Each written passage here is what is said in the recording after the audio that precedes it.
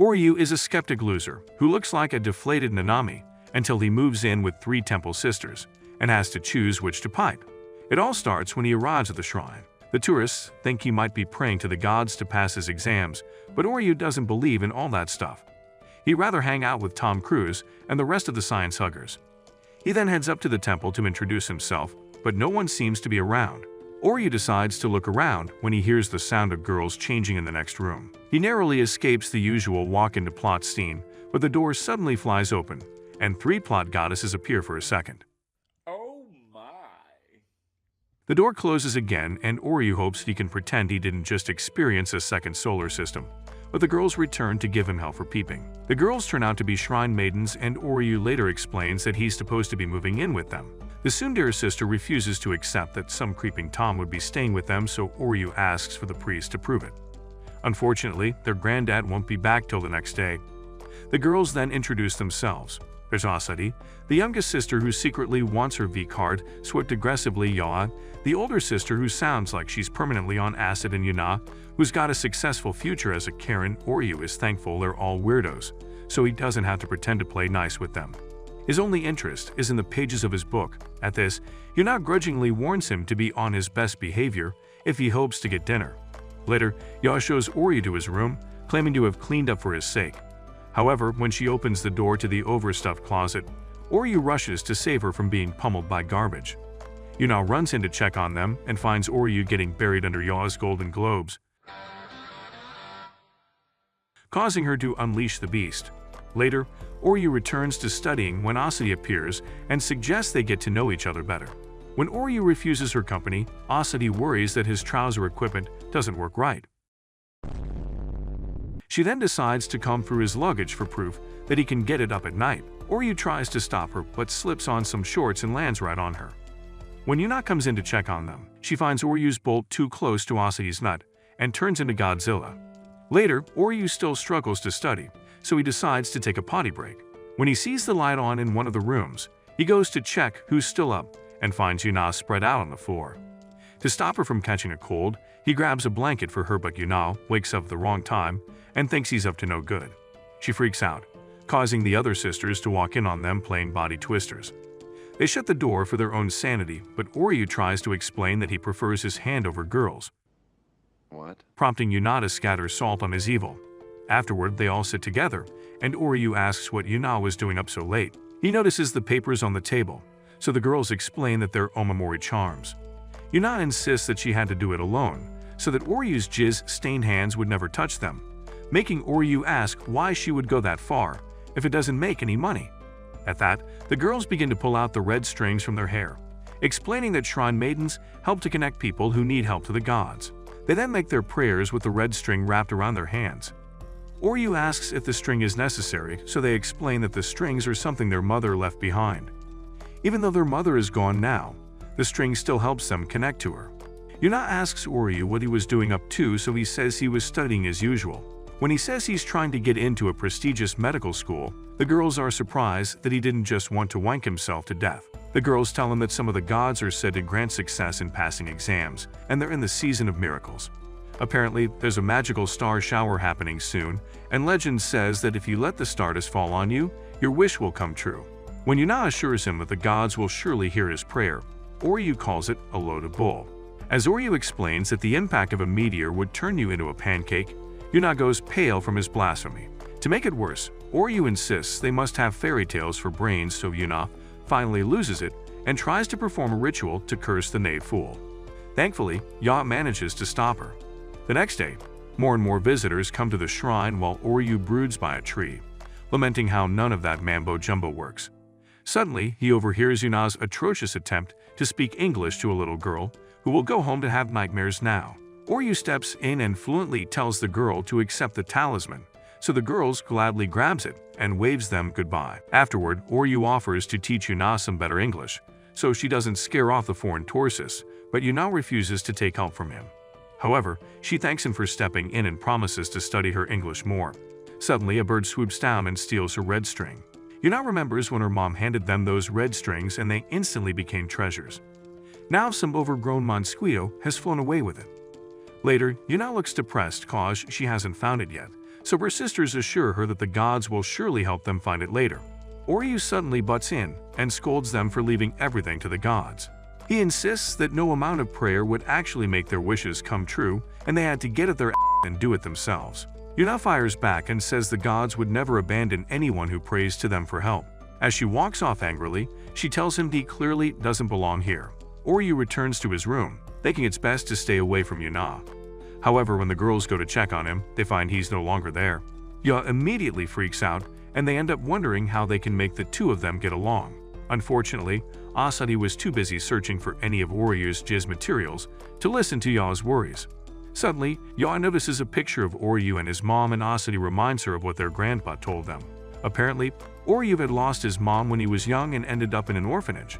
They figure that he probably prayed to the gods back then, but got a divine middle finger in return. That's why he doesn't believe in the gods anymore. Asadi then assures Ya that Yuna and Oryu are more alike than they think, while Yuna eavesdrops on them. Meanwhile, Oryu searches all the birds' nests he can find for Yuna's red string. After failing, he decides to try again in the morning, but then he remembers the girls praying and decides to try it out. At the same time, Yuna searches everywhere for Oryu when she finds him praying for her to find her treasure. Yuna joins him and commends him on his prayer, so Oryu apologizes for being an asshat earlier. Yuna apologizes too, and when she sees his dirty hands, she tells him that since he has a little respect for the gods, he can live at the shrine. Just then, the girls show up, relieved to find them, though Asadi is convinced they were secretly taboo humping. They head back to the house together and agree that if a miracle happens, they'll be able to find the red string. At that moment, Oryu is shocked to see the magical star shower occur, so they all stare at it surprised. However, Oryu realizes it's just a meteor shower in cherry blossoms, falling at the exact same time. So much for miracles. The girls wonder how long the stick-up his is and ask if the sight in front of him isn't as beautiful as a miracle. Oryu finally agrees, and while they're talking, Yuna's red strings gets removed from a bird's nest and falls on top of her. The next day, the priest Chidori finally arrives, so the girls tell him everything was fine in his absence. Chidori then welcomes Oryu and explains that once he gets married, he'll take over the role of being priest. When Oryu asks what the hell is talking about, the geezer tells him he'll get to wed and bed one of his granddaughters. Oryu immediately objects and says he only planned on being a freeloader. He adds that he wants to be a doctor, not a priest, but Chidori assures him that being a priest is flexible, so he can work 2 jobs. The girls also object, but when Chidori ignores them, Oryu insists that he won't go through with it. Chidori calmly informs him that he plans to transfer him to a school that would increase his chances of getting into his dream university. Upon hearing this, Oryu begs him to forgive his insolence and asks how many grandkids he wants.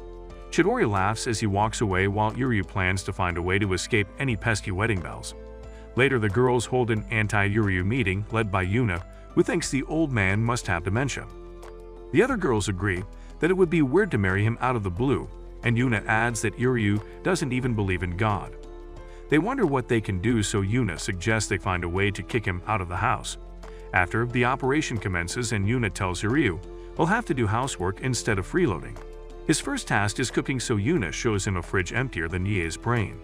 She figures there's no way he can whip something up with those ingredients, but she stands corrected when he presents a Gordon Ramsay special. The girls quickly stuff their faces, and even though the meal was impeccable, Yuna says he's not off the hook yet. Next up, he's forced to do the laundry. Yuna hopes he'd fold under the heat of the sun, while Ye wonders if it's a good idea to give him access to their plot covers. Surprisingly, Oryu doesn't bat an eyelid at their unmentionables, and it ends up being more of a challenge for the girls to witness.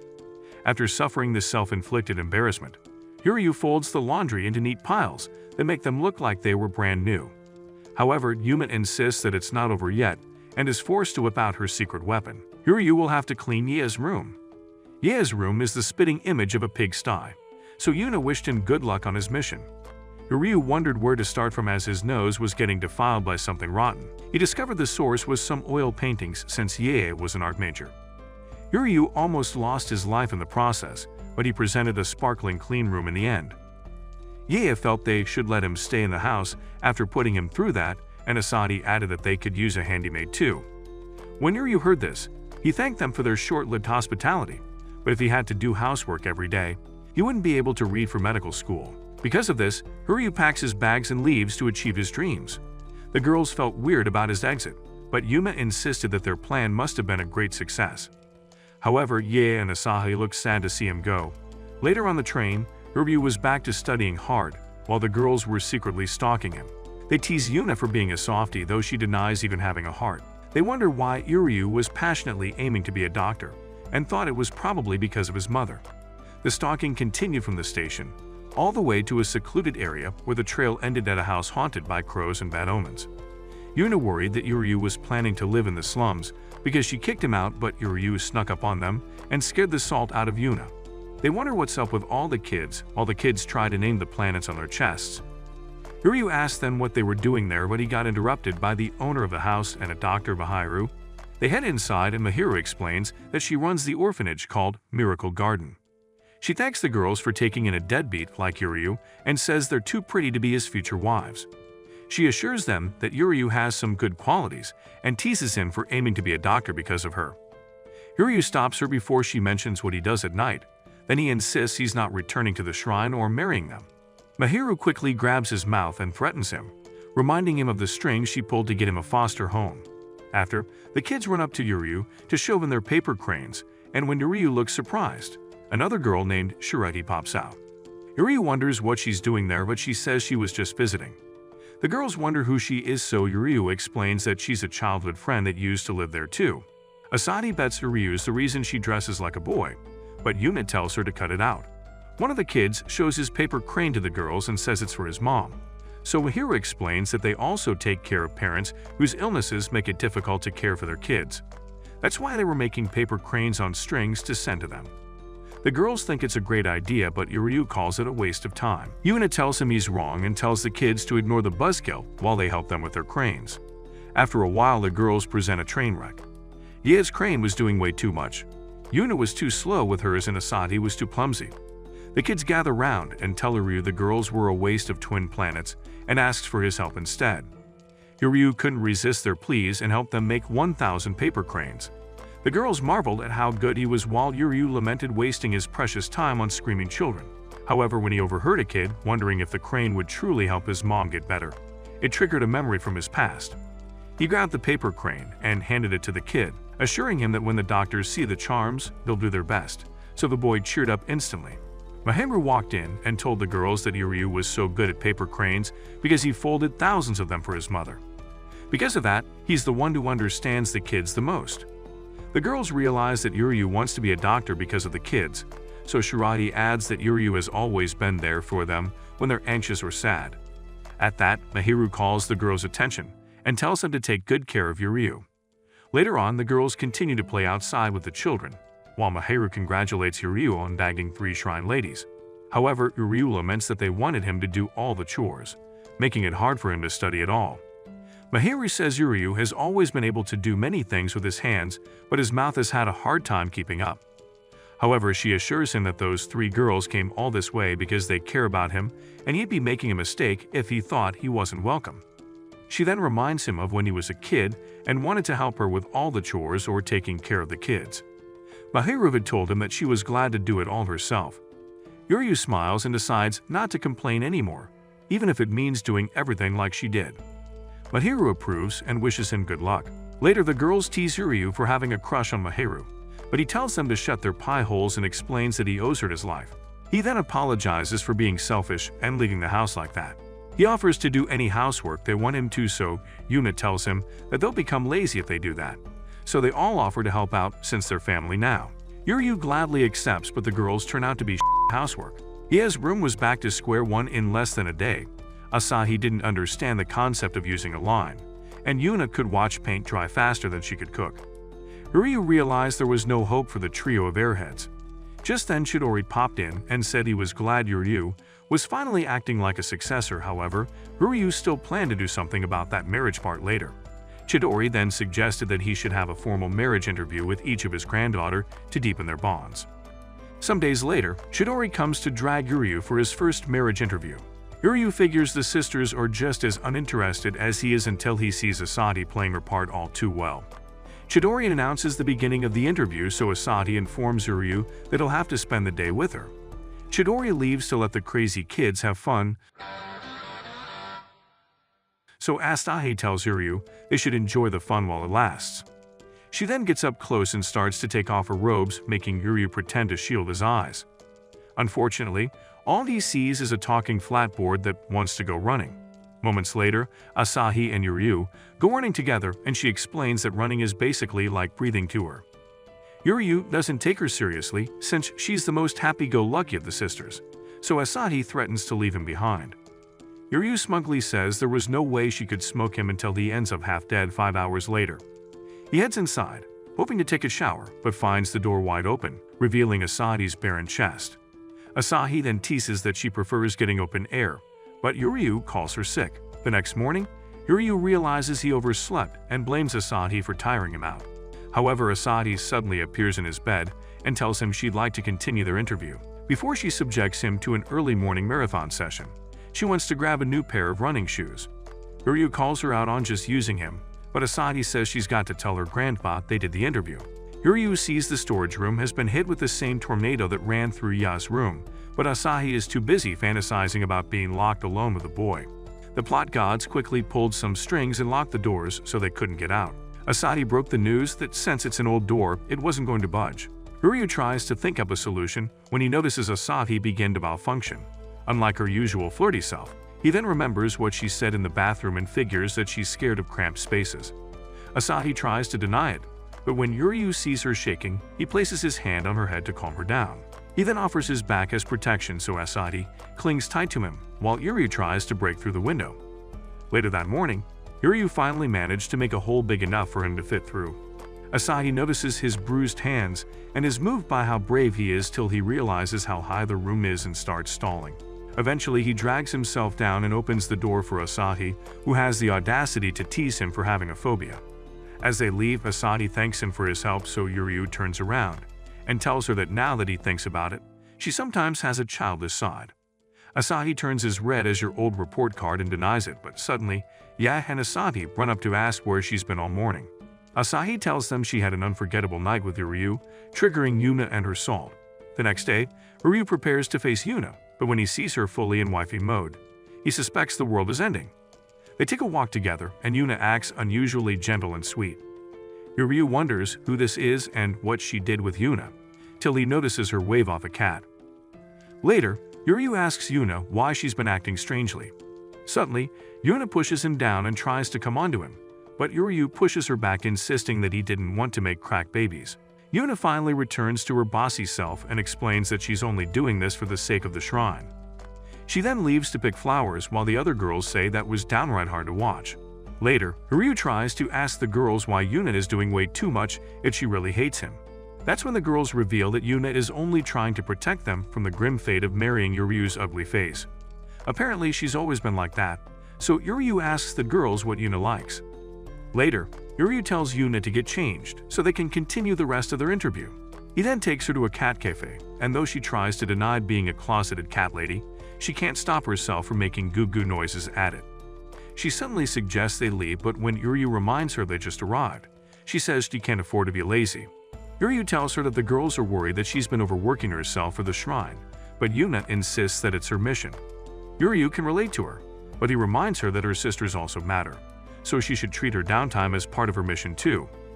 Yuryu offers to forget his studies and play with cats for the rest of the day, so Yuna also lightens up and starts having fun with her kitty. Later, Yuna says she needs to take her sisters there sometime, and Yuryu agrees that it's pretty addictive. Yuna then tosses a doll to him and thanks him for getting her out of her to relax.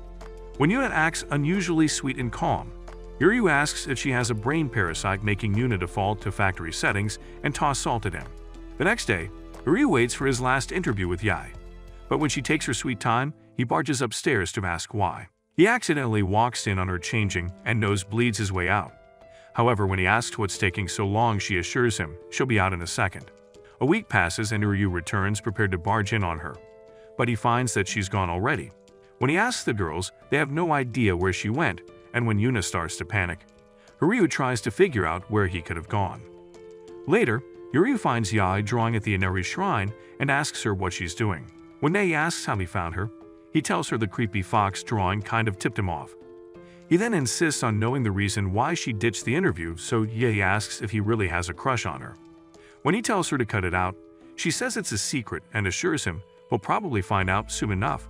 Ye suggests they do the interview at the shrine instead, so they go around taking pictures and acting like total tourists. Once the interview is over, Yadi hands him a charm to ward off evil as a token of her apology. As they walk off, Hiryu wonders if there's more to Yae than being an airhead, but then she suddenly asks who he's chosen to marry. Yae lists Yuna and Asahi's good sides, but for her, she's got something a lot more soft and bouncy to offer. Hiryu gets flustered and accidentally steps off the staircase, causing him to fall backward. His life starts to flash before his eyes until he sees memories he doesn't recognize, hinting that he'll marry all three sisters. He then wakes up and sees it was all a dream. Later, he heads to Yae's room to find out what really happened after their interview, but the idiot is of no help. Yuna shows up to nag Hiryu for bothering Yae. Then she sends him to go pick up some tea cakes for an important guest. While Yuryu's at the store, he overhears some aunties talking about the upcoming Amagami festival, but they haven't been to the shrine in a long time. When Hiryu returns to the house, he finds the important guest who advises them to put the shrine up for sale. Chidori introduces the white-haired man as Moemon, who is basically the shrine's sugar daddy. Moemon explains that since the shrine isn't pulling customers like before, they'll have to stop his financial support, but he offers to let them keep the house. When their mom was still alive, she was once able to gather 1,000 people to the festival, but since she kicked the bucket, they haven't even pulled 30% of that. Suddenly, the man's face wrinkles like Sukuna's finger, as he mocks their mother for working herself to death. Yuna almost burst a blood vessel in anger, but her sisters manage to calm her down. Hiryu quickly interrupts the cruel man and tries to cut a deal in exchange for pulling 5,000 visitors to the festival. When the man warns him that his dreams are childish, Asahi comes to his defense and says they're no longer kids. Yae politely asks the bitter old man to give them more time, so they all vow to appease him. Moemon agrees to the deal, but he refuses to give them money for the festival, and adds that if they fail to pull 5,000 people, they'll have to give up the house too. After hearing this, Hiryu is surprised to hear the girls agree to the terms with Chidori in full support. Before leaving, Moemon shows them his severe pink eye condition and warns them not to regret their decision. Afterward, Yuna scolds Hiryu for provoking the devil's younger brother, so the girls try and think up a plan to pull it off when they notice Hiryu's gone. They find him weeding through the previous festival registers and agree that they might be able to pull it off with his help. The next day, Hiryu looks like he's one eye bag away from becoming a zombie when he informs the girls of a drop-in stalls at the festival. The girls explain that since their mom died, they became estranged from the stall owners and Chidori was too busy taking care of them to keep up. However, the girls insist that they're old enough to run the festival by themselves now. Hiryu suggests resorting to Plan B, which is to use social media to get people's attention, so Yuna assures him that they're masters of the internet. Their first poster turned out horrible, so Hiryu suggests using them as the campaign girls. Asahi mocks him for thinking they're cute, but Hiryu is not ashamed to admit that he does. Yuna objects to doing such a vulgar thing as a shrine maiden, so Asahi volunteers to do the work, since she's the cutest sister. Unfortunately, she was only cute enough to garner one like, which was probably sent by her mother's ghost. Since that didn't work, they tried a strained picture of Yuna, but only 2 people gave a shit. Frustrated, Asahi turned to Yae's outrageous cup size to do the trick, but it got 0 likes and Hiryu now had to bleach his eyes. Hiryu points out that she's barely advertising the shrine or the festival, so Asahi plans to try lewd photos in their maiden uniforms. At this, Yuna shows up and calls her a failure as a shrine maiden for disrespecting God. Asahi fires back and insists that Yuna is the real failure for thinking God was the only important thing to consider. As the girls face off, Yae appears and warns them to behave so they don't get on her bad side. However, at the dinner, the girls don't say a word to each other, which bothers Hiryu. Later, Hiryu finds Yuna practicing her selfie poses when he asks if she's made up with Asahi. He then shows Yuna just how hard Asahi has been working and asks if she still thinks she's a failure. At this, Yuna texts Asahi a selfie of her to ask for pointers. While Asahi responds to her excitedly, Yuna hugs her from behind and apologizes for being a tsundere. The girls finally make up, so Yae runs in to join the mushy moment, and while the girls are messing around, Hiryu takes a picture which ends up going viral. After, they continued to make TikTok content of the shrine that did just as well. Because of this, Hiryu suggested they move on to Phase 2, which was making limited items for sale. Yae was put in charge of designing the talismans, but 2 days later, Hiryu almost ran mad from asking her for the designs. The airhead had been procrastinating the whole time, but she assured him she'd get it to him the next morning. Yuryu later realized they were in trouble because everything from Ya's mouth was a lie. When he checked the room for her, she was already gone. Meanwhile, Yae was by the river watching some koi fish K-drama. When she saw the fish in love, it finally gave her inspiration for her own design. The next morning, Yuryu showed the girls his replacement talisman designs, but they told him to stick to studying medicine at all costs. Just then, Yae wandered in with the new design, which everyone immediately praised for her genius. Yae explained the design of love was so they could reel in the young and desperately single. Yuryu scolds Yad for being lenient with her pace and promises to keep an eye on her next time, but the girls call him creepy for wanting to stalk an older woman. However, Yae feels grateful that he'd go that far for her. Now with their social media success and the new talisman designs, the girls are excited for the festival. But Yuryu tells them they have one more important thing to do. Later, they head toward the town's shopping district, and the girls lament how nervous they are. They eventually meet with the stall owners from before, and Yuryu asks for their help to make the festival a success. After explaining that the shrine was in financial trouble, Yuryu and the girls vowed to ask for their help. To their surprise, the stall owners were more than happy to help. The girls hoped they were not imposing, but they explained that they had already been discussing the festival anyway. The stall owners admit that ever since the previous owner died, they had been reluctant to go there, but they never thought the shrine would be struggling. Their families had been helped by the Amagamas for generations, so they were glad to help them protect it. Yuryu and the girls thanked them for their help. Then the stall owners suggested they hold a strategy meeting immediately. Later, as the girls watched Yuryu with the stall owners, they were reminded of their mother. They admit that they've learned so much thanks to Yuryu, and believe they can finally make the festival a success. Comment, Shrine Maidens are enough for me if you want the next part. And if you like anime recaps like this, then watch this video right here.